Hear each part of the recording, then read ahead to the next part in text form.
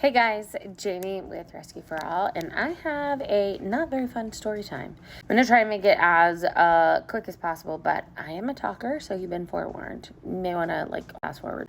If you haven't noticed, I have not posted a Everyday May this week because I do have a good reason. I dropped my phone in a bowl of water, dog water to be specific, while I was doing the dishes, and I had no phone. It was dead.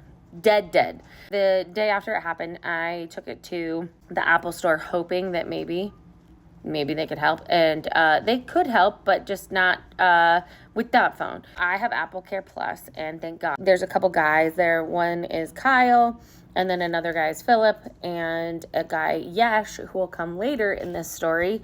They're all at the Apple store here in Spokane, and all were amazing. So I don't know if any of you have ever had your phone in that kind of a situation where you have nothing, you have access to nothing. I literally found this out in the worst way. I run everything from my phone, like most of us, and I don't remember anyone's phone numbers.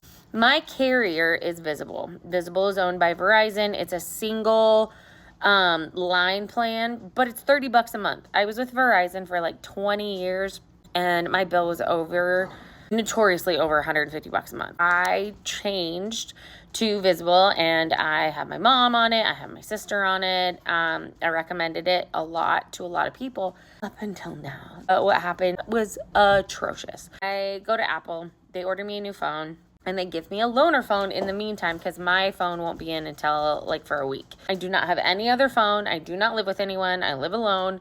The only thing I have is my internet access and then whatever I have accessed on my laptop that I'm still able to get into. I come home and I have to contact Visible via the internet because they do not have a phone number to call. You can only chat to them online. That's it.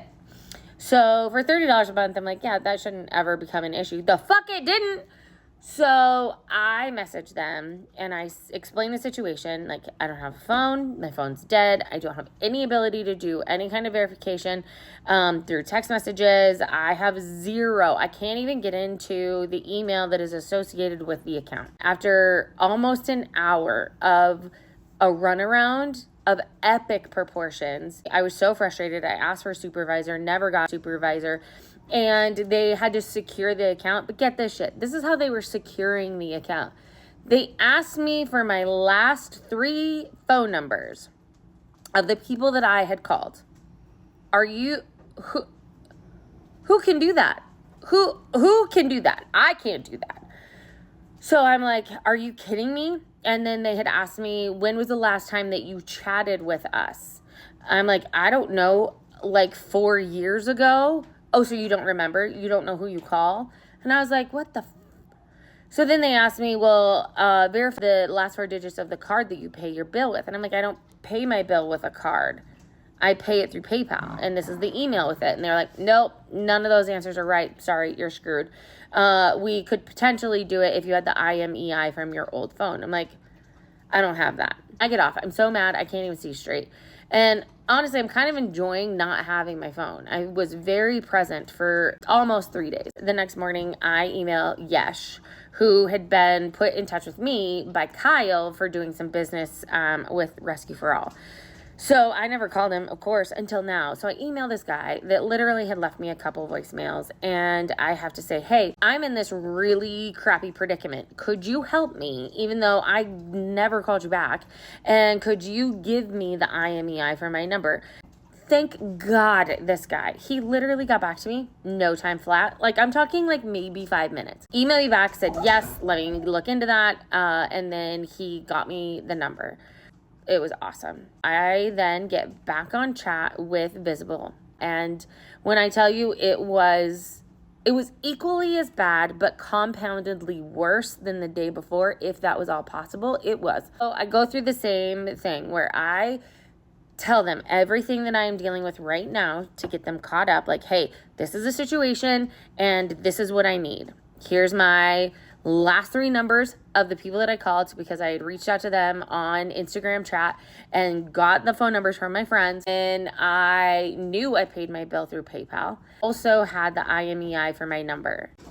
It was literally the person on the other end was not reading our chats, asked me the same thing over and over and over again, was asking me to verify via text message, it was obnoxiously infuriating the way that this person was literally gaslighting me. Thank God that I had taken the time to recover the email address that was associated with my account while I was on chat with them for an hour and 40 minutes. Because during that time, Gmail was like, sure, here's your email back.